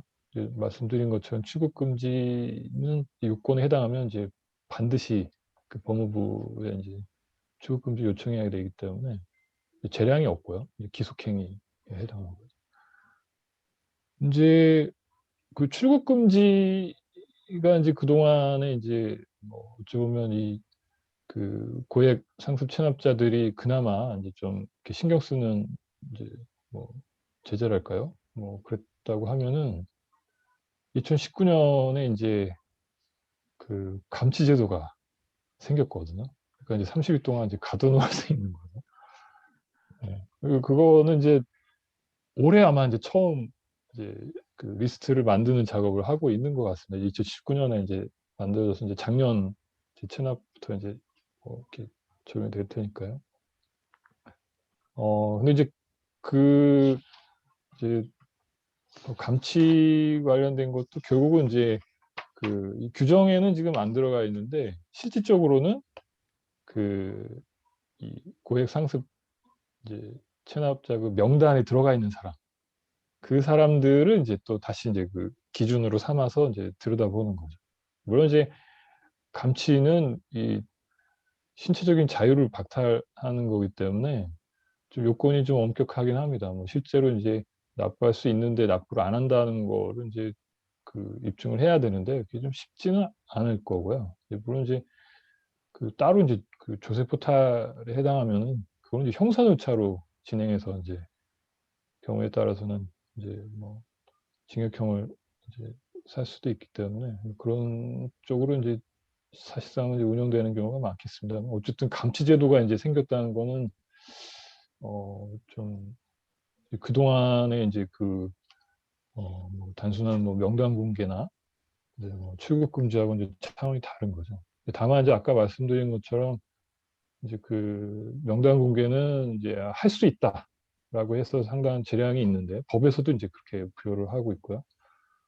이제 그 출국 금지는 이제 재량이 이제 없고요. 근데 다만 명단 공개 이제 리스트 안에 들어간 사람이 이제 그 대상이 된다는 거에 대해서 조금 이제 뭐 이게 좀 주의 깊게 보신 분들은 이제 발견할 수 있는 문제인데요. 그런 이제 사정들이 있습니다. 일단 저는 이 정도로 말씀드리겠습니다. 우리 최승훈 변호사님이 아주 좀 이렇게 그 구체적으로 말씀해 주셔가지고 아마 연구진들한테 굉장히 도움이 되지 않았을까 생각을 하는데, 아마 이 연구가 어떤 그 이제 준거 기준점을 주려면은 제가 생각할 때는 아마 이 국세청이 상당히 지금 여기 노하우가 있기 때문에 이것을 잘 좀 이렇게 모델로 일단 준거로 하고 그 다음에 여러 기관들이 어떻게 해야 될지 뭐 그런 어떤 그 시사점을 주는 것 같고요. 또 하나 그 토론하시면서 좋은 말씀은 그 제재 수단이 또 종류가 다양하네, 그죠? 그래서 어떤 제재 수단을 어떤 단계에서도 가지고 가야 되는 것인지 이런 부분도 아마 좋은 말씀을 해주신 것 같습니다. 이제 우리 이제 문화 분야로 넘어와야 되는데요. 저는 처음에 참 의아하게 생각했어요. 문화, 뭐 환경이나 노동이나 조세는 좀 규제를 하고 어떤 그런 기관이기 때문에 징수를 하고 이러니까 상당히 그런 어떤 공익을 침해하고 이런 아마 사례가 많을 것 같은데, 문화 분야는 어떻게 보면 조장을 하는 그런 행정인데 어떻게 문화 분야가 그런 어떤 공익 침해자나 그런 부정 행위자를 공표를 하는 그런 케이스가 있는지 굉장히 궁금해요. 근데 또 실제 보니까 아까 사례가 있더라고요. 이런 사례 중심으로 우리 저 박설린 사무관님께서 좋은 토론 좀 부탁드리겠습니다. 네. 그러니까 사실 지금 제가 맡고 있는 저희 부에 있는 명단 공개 제도는 체육계에 대한 이제 명단 공개 제도입니다. 지금 이거 같은 경우에는 작년 12월에 법 개정이 돼서 올 6월 9일에 처음 시행될 예정인 제도라서요. 사실 지금 이 연구에는 빠져 있는 부분이라 제가 잠깐 간략하게 제도 소개 먼저 드리겠습니다. 이제 잘 아시다시피 체육계에서는 얼마 전까지도 계속 학폭 논란이 있었던 것처럼 폭력 문제가 끊이지 않았기 때문에 사실 이 체육계 인권 침해 문제 해소를 위해서는 좀 더 강력한 조치가 필요하다 이런 인식이 있었고, 그런 배경 하에서 이제 명단 공개 제도가 도입이 되게 되었습니다. 저희 법상 이제 명단 공개 대상이 되는 사람들은 체육 지도자 및 체육 단체에 책임 있는 자가 체육계 인권 침해 및 스포츠 비리와 관련해서 유죄 판결이 확정되는 경우에 이제 관련 위원회의 심의 의결을 거쳐서 이제 그 사실을 공개할 수 있도록 하고 있는 부분입니다. 지금 이게 사실 6월 9일 시행 예정이다 보니 아직 뭐 저희가 실제로 이제 명단을 공개한 사례는 아직 없는 상황이고요. 다만 이제 그 법 시행에 맞춰서 저희가 이제 그 명단 공개 절차라든지 뭐 방법에 대해서 하위 법령 개정이 필요한 부분이었기 때문에 저도 최근까지 명단 공개 제도와 관련해서 유사 사례들에 대해서 조금 검토를 한 바가 있었습니다. 이제 그 검토를 하면서 조금 들었던 생각들에 대해서 조금 몇 가지 말씀을 드릴까 하는데요. 그래서 사실 그때 그러니까 하위 법령 개정 마련을 하면서 되게 다른 사례 찾아가면서 고생을 좀 했었는데, 이런 연구가 조금 일찍 있었으면 더 도움이 됐겠다는 생각이 들었습니다. 네, 먼저 제가 타 사례들을 보면서 이제 저희 제도와 조금 유사한 제도들을 찾다 보니 이제 조금 관련 제도들을 조금 비교하고 유형화하게 되더라고요. 그러면서 제가 크게 이제 들었던 생각이 두 가지 지점이었는데요. 하나는 그 명단 공개 대상이 되는 범위를 이제 사업장이나 이제 특정 사업자의 대표로 볼 것인가, 혹은 개인으로 볼 것인가의 문제인데, 저희 제도 같은 경우에는 사실 이제 특정 체육 지도자, 단체 책임 있는 자 같은 이제 개인이 되다 보니 사실 그 특정 개인에게 이런 윤리적 의무 위반을 가지고 이런 명단을 공개한다는 것이 좀 가혹한 일이 될 수도 있겠다는 지점에 대한 고민이 한 가지가 들었었고요. 다른 한 가지 지점은 이게 명단 공개라는 게 유일한 수단이냐, 이게 그 행정 의무 이행 확보를 위해서 유일한 수단인지 아니면 아까 그 조세 관련해서도 말씀을 주셨지만 다른 행정 처분 같은 이제 수단들이 있는 경우임에도 그런 행정 처분을 받았다는 사실 자체를 공표를 한다든지 아니면 행정 처분이 있음에도 공표를 할 수 있다는 것인지 그런 경우가 있을 수 있을 것 같았고 저희 같은 경우에 또 유죄 판결을 받은 경우이다 보니 이게 조금 말이 길어졌는데 이게 명단 공개가 유일한 수단인지 아니면 행정 처분이 가능한지 또는 형벌을 통해서 이제 제재가 되고 있는 경우인지에 따라서 이 명단 공개 제도의 실효성이 조금 달라질 수 있겠다는 생각이 들었습니다. 저희 같은 경우에는 이제 유죄 판결을 받은 경우에 명단 공개를 하도록 하고 있는데 사실 이 유죄 판결을 받으면 저희 법상으로는 이제 체육 지도자 자격증 자체도 이제 자격이 취소가 되는 행정 처분이 나가게 됩니다. 그러니까 기본적으로 이 법 위반으로 인해서 행정 처분도 받고 유죄 판결도 받은 사람에 대해서 명단까지 공개를 하는 것이 과연 이 개인에게 너무 과하지 않을까라는 그런 부담, 그런 고민이 들 수 있는 지점이었고요.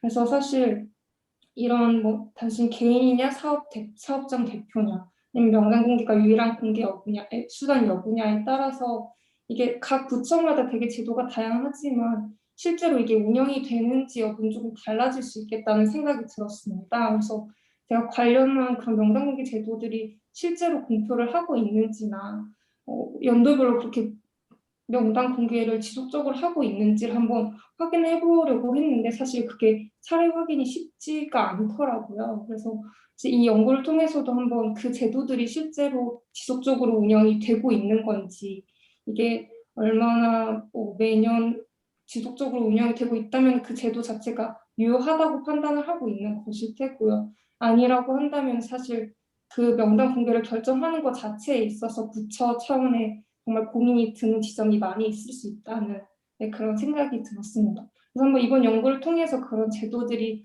단순히 이제 법상 어떻게 규정이 되어 있는지 말고 실제적으로 공개되고 있는지 여부나 그런 공개 건수에 대해서 추이도 한번 파악해 주셨으면 좋을 것 같습니다. 좋은 토론 감사드리고요. 제가 생각해도 방금 우리 사무관님 말씀하셨지만은 우리가 2중, 3중의 그런 어떤 제재를 가해야 되는 것인지 실제 우리나라가 보면은 선진국과 비교했을 때 이번에 우리가 코로나19도 그렇지만 개인의 어떤 자유권을 굉장히 우리가 상대적으로 많이 침해하는 편이거든요. 그걸 공익이라는 이름 하에. 그죠? 그런 부분을 좀 잘 형량을 해야 되는데 우리나라 아마 그 문화적인 것도 영향을 많이 미칠 거예요. 우리나라의 어떤 그런 행정 문화, 뭐 우리나라 어떤 사회 문화가 그런 부분도 이번 연구에서 좀 이렇게 좀 타치를 좀 해주면은 저는 좋지 않을까 생각하고요. 제가 생각을 해보니까 역시 그 문체부가 지금 또 저작권 문제도 걸려 있잖아요. 그죠? 저작권 침해가 지금 상당히 많이 이루어지고 있는데 그런 부분에 대해서도 그 위반자에 대해서 명단을 뭐 공개를 해야 되는 그런 논의는 좀 있습니까, 사무관님?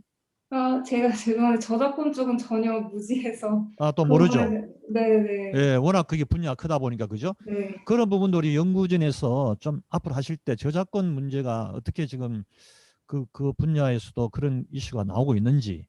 예, 그리고 이제 우리 지금 연구진에 속하지만은 우리 이종훈 교수님하고 우리 이스광 교수님 말씀도 드려야 되니까. 근데 저는 처음에 어제 내가 이종훈 교수님 전화 와서 사회를 좀 봐달라고 부탁하면서 명단 공개 제도라 그래요. 그래서 저는 그게 도대체 뭔지 갑자기 내한테 그게 안 오는 거예요. 감이 안 오는 거예요. 명단 공개 제도. 그건 내가 어제 파워포인트를 쭉 보면서 이런 어떤 공익 침해자, 어떤 부정을 이렇게 범하는 그런 사람들에 대한 그거구나. 그러면은 뭔가 명칭을 좀 정확하게 붙여주면 좋은데 이게 모호하게 이렇게 해버리니까 우리 같이 이런 전문가들도 잘 이해가 안 되는 명단 공표제도 뭐 상을 준다고 하는 건지 그죠? 무슨 뭐 제재를 한다고 하는 건지 이런 부분도 이번에 연구진에서 말이죠. 좀 이렇게 좀 구체화해 가지고 이게 명단 공표제도라는 모호한 말을 쓰지 말고 좀 더 구체화해서 국민들이 딱 보면은 아 저게 뭐 하는 제도구나. 그죠? 옛날에 우리 부처가 그런 게 많았잖아요. 뭐 1과, 2과, 3과. 자기들은 다 알죠. 근데 국민들이 볼 때는 1과가 뭐 하고 2과가 3과가 뭐 하는지를 전혀 모르거든요, 그냥. 근데 그 이후로 이제 구체화된 명칭을 붙여주니까 상당히 이제 국민들이 이제 그런 어떤 그 행정 서비스 측면에서는 수요자 위주의 그 좀 실감을 좀 했죠. 자, 그러면 우리 이스관 교수님부터 먼저 토론 좀 해주시죠. 네, 그 전문가 선생님들 그 토론 내용이 많이 도움이 됐던 것 같습니다. 저희들이 고민을 하면서 사실 이제 이 제도 자체가 국내에서도 사실 연구가 많이 되어 있지 않은 부분이 있고, 그다음에 해외 사례를 보더라도 사실은 이렇다 할 명확한 기준들이 우리가 참고할 만한 그런 것들이 지금 만들어져 있지는 않은 상황입니다. 아까 이제 우리 김영록 교수님 발표하시고 신인 교수님 발표하신 것처럼 1970년대에 이제 갤런이라고 하는 학자가 이제 그런 내용들을 가지고 논문을 쓰기 시작하면서 그때 상당 부분이 진전이 됐다가 그 이후에도 사실은 이제 우리나라보다는 이제 해외 사회에서는 좀 많이 진척된 부분이 있는데 저희들이 이제 사실은 이제 그런 것들을 고민하면서 명단 공표를 제대로 잘하기 위한 법령 그 자체가 지금 미비한 것도 중요하지만 그래서 그런 것들도 좀 정비를 하는 것이 중요하지만 아까 그 변호사님 말씀하신 것들처럼 사실 그 명단 공표로 인해서 시장에서 기업들이나 그 개인들이 받게 되는 타격이라고 하는 것이 또 상당 부분 크거든요. 그래서 사실은 이제 명단 공표를 하기 이전 시점에서의 그 과정과 절차는 어떻게 할 것이냐. 단순히 어떤 의혹만으로 명단을 공표한다거나 또 그 조사가 완료된 이후에 그럼 발표를 하는 것이 옳은 것이냐. 이런 것들에 대한 그 내용들을 잘 감안을 해서 저희들이 그 과정과 절차에 대한 세부적인 기준을 수립하는 게 무엇보다도 중요하다 이런 생각들을 좀 하게 됐습니다. 그리고 이제 결국은 이제 그래서 이런 보고를 위한 기준과 절차를 어떻게 정하고 어떻게 시장에서 예기치 않은 위험으로부터 기업들도 보호하면서 법원과 의회에서 이제 합리적인 처벌 기준을 마련하느냐 이런 것이 이제 관건이 될 것 같고 그다음에 해외 사례들을 또 이렇게 보면은 여러 가지 그 서로 간에 이제 양방향 소통이 가능하도록 대시보드 같은 것들을 많이 운영들을 하고 있습니다. 그래서 소비자들이 제대로 판단할 수 있도록 그 과정이 진행되는 과정들을 쭉 보여주면서 그래서 그런 것들도 좀 우리가 동시에 고민을 해가면서 어떤 그 투명성과 책임성 또는 접근성 보장 차원에서 이 제도를 또 같이 고민해 가야 될 필요가 있지 않나 이런 생각도 하게 됩니다. 향후에 저희들도 사례들 연구들을 좀 더 구체적으로 해서 더 보완해 보도록 하겠습니다. 네, 고맙습니다. 고맙습니다. 발표자이면서도 그 토론 내용을 들어보니까 상당히 고민을 많이 하고 있는 그런 모습이 보이는 것 같습니다. 우리 정 원장님 토론하기 전에 아까 우리 그 최승훈 변호사님 말씀하실 때 이게 사실은 뭐 이 명단 공표 제도가 별로 유인책이 없다. 뭐 그건 뭐 해봐야 뭐 어떤 공무원들한테 실익이 별로 없다 보니까 그렇다면 앞으로 이걸 이제 유인책을 주려면은 기관 평가 지표에 뭐가 이런 걸 좀 반영을 한다든가 해서 이 제도가 만약 있다면 좀 활성화할 수 있는 그런 방안이 나와야 되지 않겠나 저는 생각하고요. 아까 기업 피해를 많이 얘기했습니다만 지금은 글로벌 경제이기 때문에요. 실제 이런 게 잘못 나가면요. 그 글로벌 그러니까 해외 투자자들이 돈을 다 빼버리거든요. 이번에 우리가 그 엑소모빌이 결국 망한 게 뭐냐면은 그 그린 테크놀로지 쪽에 투자를 안 해가지고 그게 보도가 되면서 이제 그 투자자들이 돈을 회수를 해버렸죠. 그래서 어마어마한 그 엑소모빌이 이번에 그 다우존스가 폭락하면서 결국 퇴출을 당했죠, 그죠? 그런 것처럼 이게 사실은 파장이 굉장히 클 수 있거든요. 잘못하면 국가 경제 가치도 이렇게 흔들릴 수가 있는 지금 그런 부분이 있기 때문에 오늘 우리 토론자 선생님 많이 말씀했습니다만은 이게 비단 기업뿐만 아니라 기업에 투자한 투자자들 여러 그 이용자가 얽혀 있단 말이에요. 그런 것까지 좀 더 망라해 주면서 이런 부분을 짚어주면은 훨씬 더 이 연구를 통해서 야, 이 제도가 굉장히 중요하고 조심스럽게 이 제도를 운영을 해야 되겠구나는 아마 그런 경각심을 주지 않겠나 생각하고요.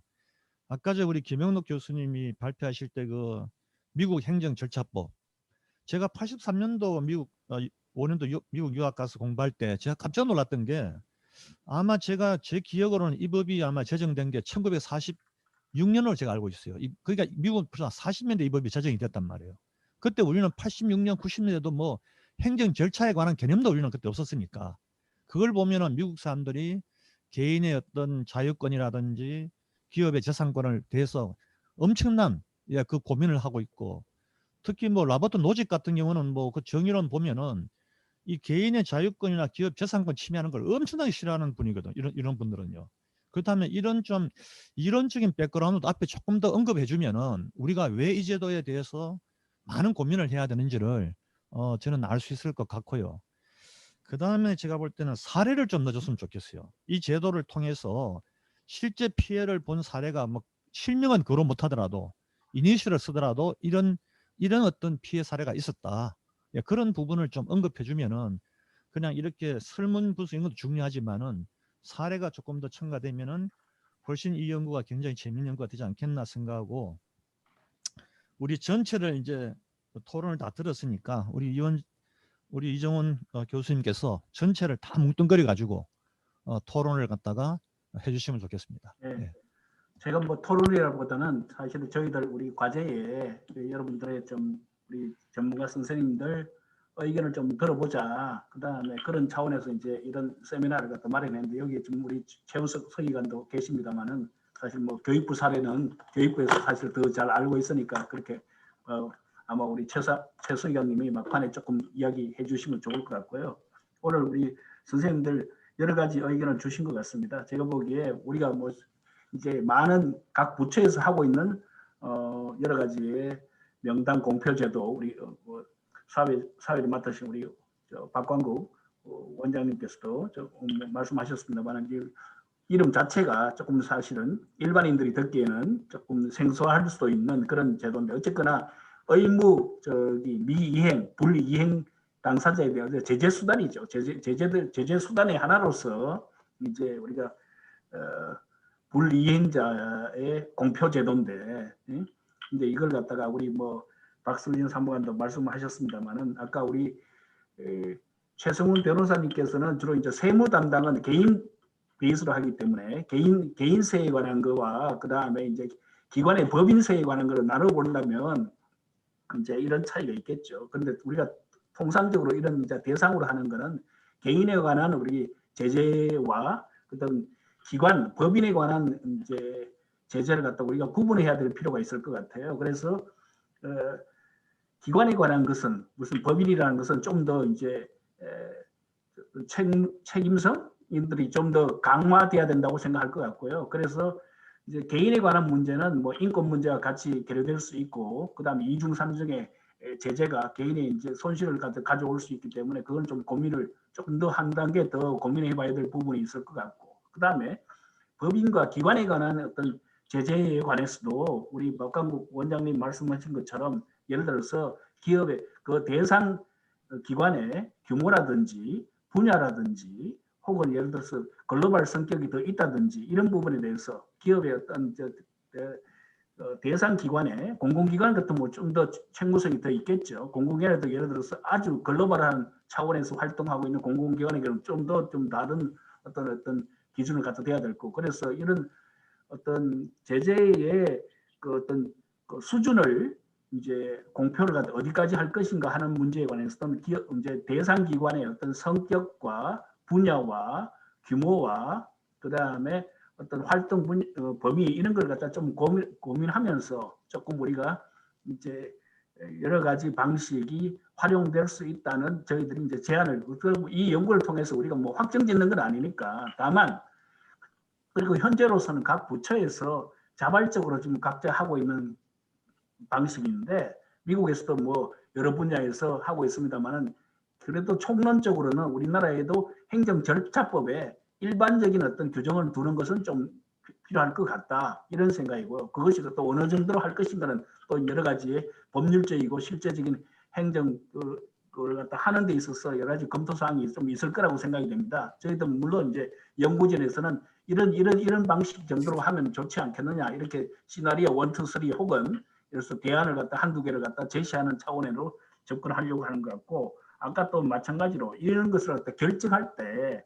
이것을 이제 이러한 이제 의무 불이행 대상 기관이나 법인을 갖다가 공표를 할 적에 어떻게 선정할 것인가 아까 말한 우리 박명준 박사께서도 그런 이야기를 하셨는데 이래서 선정 메커니즘에 관한 고민도 조금 더 해와야 될 거라고 생각이 됩니다. 그 다음에 이제 이런 우리가 공식적인 어떤 듀 프로세스를 갖다 만들어가는 데 과정에 있어서 예를 들어서 우리가 요즘에서는 이제 우리가 투명성, 책임성 이런 걸 또 강조함과 동시에 또 이의 제기 절차라든지 이런 것들도 나름대로 또 필요하기 때문에 아까 우리 박슬림 사무관도 말씀하셨고 우리 그 다음에 우리 최성훈 우리 변호사께서도 그 이후에도 좀 더 강한 제재가 있을 수 있다. 이런 것들은 어떤 우리 공익적 성격이 강한 기관에는 좀 더 할 수 있을 것 같고 그래서 어떤 심의위원회를 갖다가 어떻게 운영하는가를 조금 더 만들어서 우리가 어떤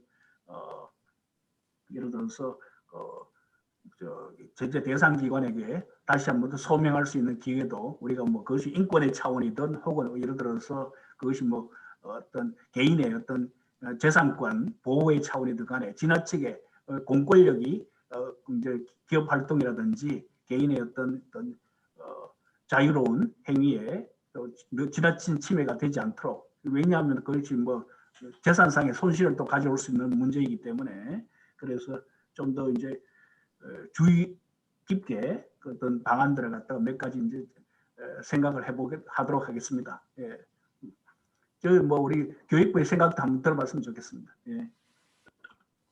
예, 총괄적으로 말씀하신 게 이제 그거 내가 기회를 드리려고 했습니다.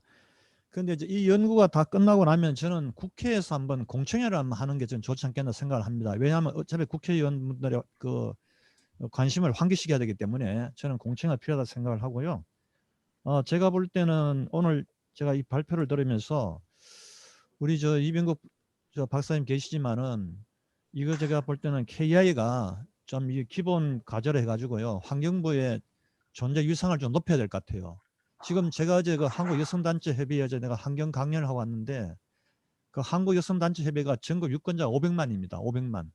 예, 뭐 강원지부, 경북지부, 제주지부 다 가지고 있는 어마어마한 그 기관인데 어제 제가 사실은 1시간 강연을 했는데 질문이 거의 1시간 정도 이어졌어요. 그만큼 환경에 대한 관심이 뭐 어마어마하더라고요, 그냥. 그러다 지금 이제 탄소세가 나오지 않습니까? 지금 우리나라 국가가 지금 탄소세를 엄청나게 지금 앞으로 부담을 해야 되는데 어제 내 중앙대학 총장님 내부 그러시더라고요. 저녁에 식사를 했는데 아유 대학도 앞으로 이제 탄소세 지금 이거 엄청나게 지금 이거 부담을 해야 됩니다. 그래서 앞으로 건물을 지을 때도 전부 다 재생 콘크리트 써야 되고 LED 다 바꿔야 되고 이런 부분인데 환경부가 저는 이거 보니까 한 개도 지금 이게 뭐 그런 어떤 탄소를 많이 배출하는 기업에 대한 명단도 하나도 없고 이거는 뭔가 지금 환경부가 스스로 자기 위상을 올릴 수 있는 그런 좋은 기회를 이걸 스스로 이런 기회를 이렇게 포기하는 게 아닌가 하는 생각 들고요. 특히 요새 구제역 AI 있지 않습니까? 제가 서울신문에 내가 환경 고정 칼럼을 쓰지만은 지금 전국에 지금 구제역 AI를 해가지고 살처분된 지금 그 묻혀있는 가축들이 묻혀있는 곳이 지금 4,800군데거든요. 지금 그것은 뭐 침출수부터 시작해서 지금 어마어마한 지금 문제가 나오고 있고 주민들이 지금 고통을 받고 있는데도 불구하고 그게 저는 그렇게 생각을 합니다. 뭐냐면 이게 개인 기업이 아니라 국가도 직무유기를 하면요. 이걸 공표를 해야 돼요. 국가도 이거 꼭 시민단체만 할 게 아니라 국가가 서로를 갖다 견제하는 그런 저는 메커니즘이 이번 연구를 통해서 좀 재현이지만은 국가도 신이 아니잖아요. 그러면 국가도 뭐냐면 개인 기업처럼 국가가 서로를 잘 못할 때는 서로를 이렇게 좀 견제를 해주는 그런 시스템도 좀 우리가 한번 고민을 해봐야 되지 않겠나 하는 생각을 가져보. 저도 오늘 사실 많이 배웠습니다. 그래서 이제 마지막으로 우리 최원석 세관님 교육부 맞으시죠? 네, 맞습니다. 예, 그 교육부가 이번에 정말 좋은 이 과제를 발주를 해서 우리 학교도 하지 못한 걸 이 교육부가 한 것 같아 보니까요, 그냥.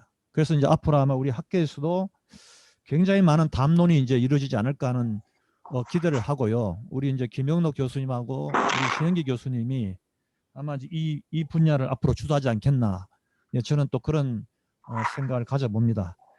자, 우리 서의관님 오늘 이거 전체를 이제 다 래핑 하셔가지고 한번 랩업해 주시죠. 네, 먼저 잘 준비해 주셔서 저도 이제 뵈면서 잘 들었고요. 그리고 박강국 교수님께서 중간중간에 이렇게 멘트 해주신 게 다 이해가 되고 그리고 필요하구나라고 생각을 해서 많이 이제 어제 이제 이 연구에 대해서 보시고 고민하셨다고 하는데 정말 저희보다 더 많이 고민하시고 많은 제언해 주신 것 같아서 감사드리다는 말씀 드리고요. 초대해 주셨던 분들도 모두 네, 잘 좋은 제언 많이 해주셔서 감사합니다. 시간이 별로 없어서 짧게 그냥 말씀드리면 저희가 이 제도에 대해서 연구를 시작하게 된 게 앞서서 이제 다른 분들 말씀하셨지만 명단공표 제도라는 것이 저희 부처가 가지고 있는 하나의 수단이잖아요. 근데 수단인데 다른 행정처분이 있음에도 불구하고 명단공표 제도를 활용하는 이유는 뭘까? 근데 명단공표 제도를 함으로써 발생하는 부작용은 뭐고 이 부작용을 최소화시키면서 우리가 행정적인 목적을 달성할 수 있는 방법은 뭘까에 대해서 이제 고민하면서 이거를 했습니다. 그래서 지금 연구를 하셨을 때 효과 부분에 대해서 좀 더 고민을 좀 많이 하면 좋을 것 같아요. 지금 상황에서는 효과 부분이 언론 보도가 어떻게 됐다라고 이렇게 돼 있는데요. 그거보다는 이제 목적이 있잖아요. 지금 명단공표제를 하는 목적이 알림도 있고 경고도 있고 제지도 있는데 이러한 명단공표를 함으로써 이러한 효과가 어떻게 달성되는지를 좀 알아보면 좋을 것 같아요. 그러니까 앞서서 실제로 이게 운영이 되고 있는지 라고 좀 알아봤으면 좋겠다라고 말씀을 하셨고 이게 명단공표 제도가 재량행위다라고도 말씀하셨잖아요. 그러니까 재량행위라고 했던 이유 중에 하나가 명단공표 제도를 반드시 해야 될 필요는 없고 어떤 특정한 상황이 됐을 때 효과적일 수 있다라고 이제 가정하에서 재량행위가 된 것 때문에 연구를 진행하실 때 어떤 상황에서 좀 더 명단공표 제도가 효과적인지에 대해서 좀 확인해 주시면 좋을 것 같고요. 그런 의미에서 이제 말씀드리면 이제 언론 보도에 대해서 이제 많이 정리를 해주셨는데 조세 채널 같은 경우에는 지속적으로 언론 보도가 되고 있는데 몇몇 특정 분야에 대해서는 언론 보도가 10년에 한 번, 두 번꼴로 이렇게 나오잖아요. 그러면 만약에 언론 보도가 나온 상황, 예를 들면은 국토부 같은 경우에는 하도급 체불 같은 경우에 네, 몇 년도에 나왔죠? 2016년도에 나왔는데, 그러니까 2016년도에 언론 보도가 나왔을 때 그 전과 그 후에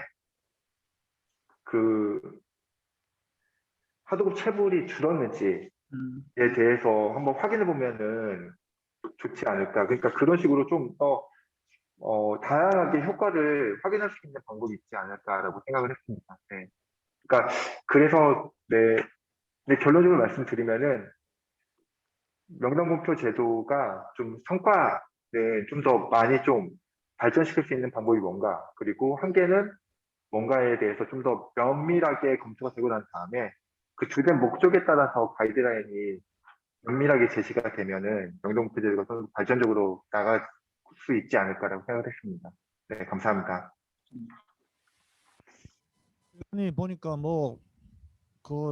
기대 수준이 엄청 높은 것 같습니다. 아마 우리 연구진이 이 기대에 부응하려면은 제가 볼 때는 엄청 노력을 해야 될 것 같은데요. 저도 좀 공감하는 게요. 실제 이 기대 효과 부분에서 제가 볼 때는 이걸 공표를 했을 때 유사한 사건이 재발되는 그게 떨어지는지 그냥 정체되는지 아니면 올라가는 건지 우리가 사형제도 그런 거 많거든요. 캐피탈 퍼니시먼트 보면은 사형을 시켰을 때 이게 단기 효과가 있는지 아니면 장기 효과가 있는지. 근데 대부분 연구들은 보면요. 제가 옛날 미 공부할 때 내가 연구를 많이 했는데 전부 단기 효과예요. 단기 효과. 사형을 딱 시켜놓으면 한 3개월까지는 엄청 그 범죄가 줄어든 다시 6개월 지나면은 범죄가 또 일어난단 말이에요. 그래서 우리가 이제 그 사형을 시킬 때 1년마다 시켜야 되는 건지 이게 그런 이제 고민을 그 많이 하고 있는데 이것도 마찬가지죠. 공표를 시켰을 때 뭔가 효과가 뭐 단기라도 있다 그래야만 이 제도를 존속하는 것 자체 의미가 있는 거니까 뭐 장기효과가 있으면 더 좋은 거고요. 그냥 그런 게 많이는 못하더라도 정말 몇 개를 잡아가지고 그걸 보여줬을 때 아까 우리 세관님 말씀대로 굉장히 큰 의미가 있지 않겠나 하는 그런 생각을 하고요. 그 다음에 저는 이런 질문도 한 가져왔어요. 심의위원회가 이 위원회를 갖다가 운영하는 그 위원회에서 그걸 올렸을 때 그래 공표를 해라 하고 승인한 케이스하고 이건 공표하지 마라 하고 이 불승인한 케이스가 어떻게 되는 건지. 그렇다면 보니까 뭐 전부 다 그냥 승인 다 줘버렸다. 그러면 그 심의위원회가 그 유명무실하잖아요. 그냥 그런 것도 한 기관을 특히 국세청이 그런 걸 많이 하고 있으니까 심의위원회가 만들어 놓았다 하더라도 정말 제 기능을 하고 있는 건지 안 하고 있는 건지 이런 부분도 좀 한번 짚어주면은 그냥 우리가 자꾸 제도만 만들어라 할 게 아니라 그 제도가 정말 그 사회 국가의 문화하고 접목이 돼 가지고 돌아가고 있는지 신제도주의자들이 말하는 것처럼 이런 것도 좀 우리가 이제 학자들이니까 좀 이론하고 연결을 시켜서 얘기를 해주면은 훨씬 더 설득력을 가지지 않겠나 저는 그런 생각하고 어제 제가 이 PPT 보면서 참 놀랐습니다. 우리 짧은 시간에 저 김현욱 교수님하고 신행 교수님이 굉장히 이 방법론이 정교하고 그걸 잘 썼더라고요, 그냥. 그래서 오늘 또 이렇게 전문가들 분들 오셔가지고 토론을 했기 때문에 제가 생각할 때 아마 이 파이널 그 리포트는 아마 굉장히 좋은 내용이 되지 않겠나. 저는 이제 그런 생각을 하고 저도 오늘 많이 배웠습니다. 이제 시간이 지금 이제 11시 반이 넘었기 때문에 이제 점심을 우리가 먹으러 가야 될 것 같습니다. 그래서 오늘 이 좋은 발표를 해주신 우리 김영록 교수님하고 신행 교수님한테 감사드리고 그리고 오늘 각 분야마다 아마 제가 볼 때는 최고의 전문가를 모신 것 같아요. 그래서 네 분 전문가님 그리고 또 우리 또 연구자면서 또 토론을 해주는 이 색다른 모습을 보여준 우리가 오늘 발표가 된 것 같습니다. 자 그러면은 이 세션을 이제 전부 다 마치고 또 여러분들 혹시나 토론자 선생님께서도 좋은 의견이 나중에 있으면은 또 우리 연구진에서 어떤 질문이 들어왔을 때 좀 더 이렇게 답변해 주시고 이 연구가 잘 될 수 있도록 도와주시면 고맙겠습니다. 오늘 우리 발표자 토론자 선생님들 모두 고생 많았습니다. 고맙습니다. 이 시간 마치겠습니다. 감사합니다. 예. 감사합니다. 저 식사를 갖다 대접해야 드려야 되나 지금 코로나 상황이라서 그렇게 하지 못하고 약속하는 거나 저기 토론회 사례비로 대신하도록 하겠습니다.